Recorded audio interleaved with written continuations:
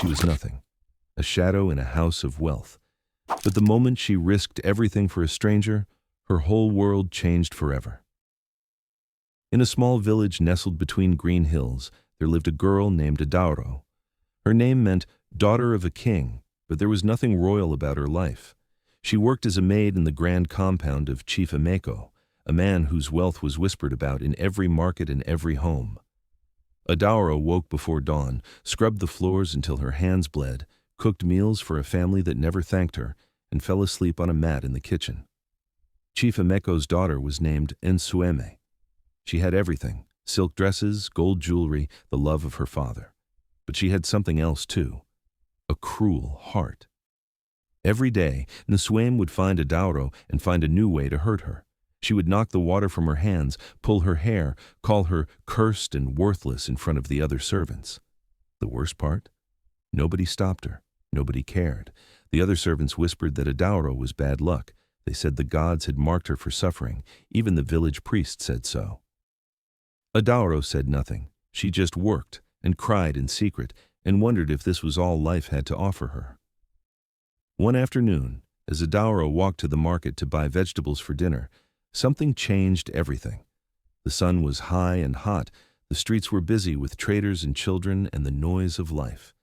She was walking near the edge of town when she heard a sound, a terrible screeching sound. A black car, moving too fast, had lost control on the road.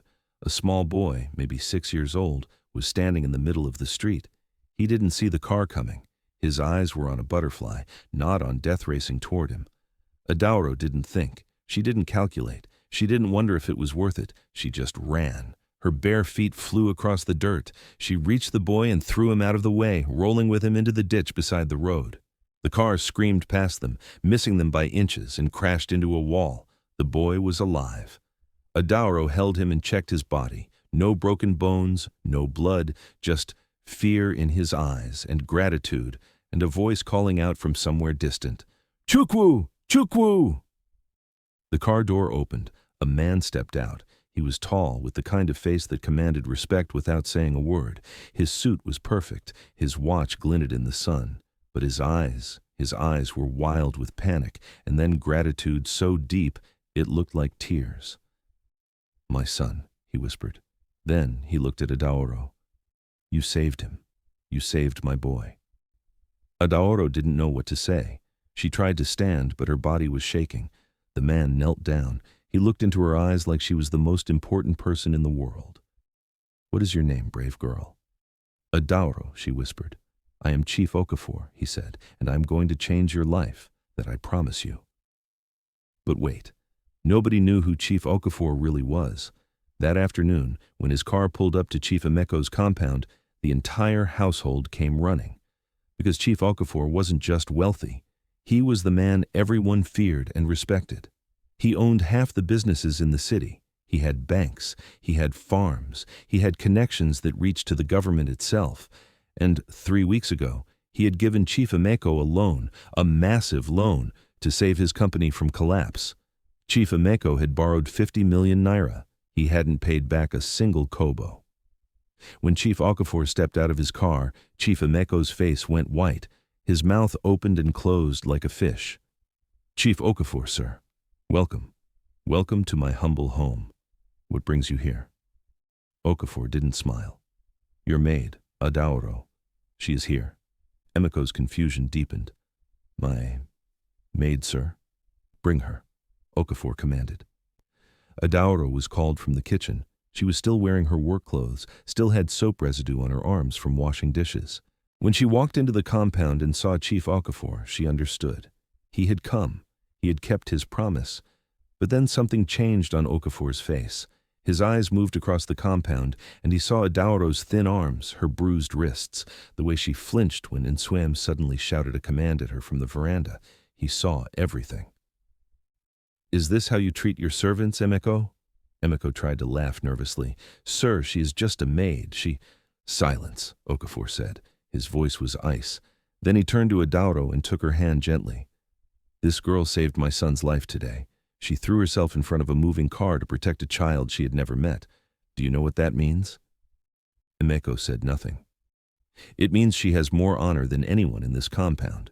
It means she has a brave heart. And it means, Okafor stepped closer to Emeko, his voice dropping to something dangerous, that she is not a maid anymore. Okafor turned to face the entire household. Servants, Emeko, Nsueme, everyone was watching. Adaoro will come and live in my home. She will be treated like a daughter. She will have everything she needs. And you, Chief Emeko, will have 1 month to pay back every kobo you owe me, or I will take this compound, this company, and everything you have built. Do you understand me? Emeko's legs shook. He looked like he might faint. But the moment that crushed him completely came when Okafor added one more thing. Oh, and Emeko, that loan. I'm doubling the interest. 3 weeks later, Adaoro was not just living in Okafor's mansion. She was learning business, she was reading books, she was being tutored by the best teachers money could buy. Okafor had a daughter who was close to her age, and they became sisters in a way that mattered. And Swaim, meanwhile, had been sent away to live with a distant aunt. She worked now. She knew what it felt like to scrub floors and have no one care about her suffering. And Chief Emeko? He had sold everything he owned just to pay back Okafor.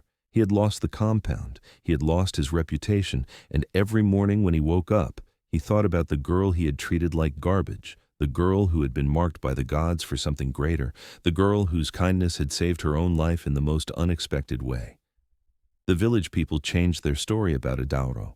They no longer said she was cursed, they said she was blessed, they said the ancestors had protected her, and the priest, who had once whispered that she was marked by evil, now talked about how the gods reward the pure of heart. Adaoro never forgot what she had been. She never forgot the taste of hunger, the sting of Nsuem's words, the cold floor where she slept. But she also never forgot this. One act of courage had changed everything. One moment of choosing to help instead of looking away had opened doors she didn't even know existed. And that, my friends, is the truth about justice in this world. It doesn't always come the way we expect. Sometimes it comes wearing a black suit and arriving in a fast car. Sometimes it comes through the mouth of someone powerful who sees your heart and decides to protect it. But before we finish, I need to know where you are watching from right now. And what time is it where you are? Drop a comment and let me know. I'm reading every single one. Now, here's what I want you to think about.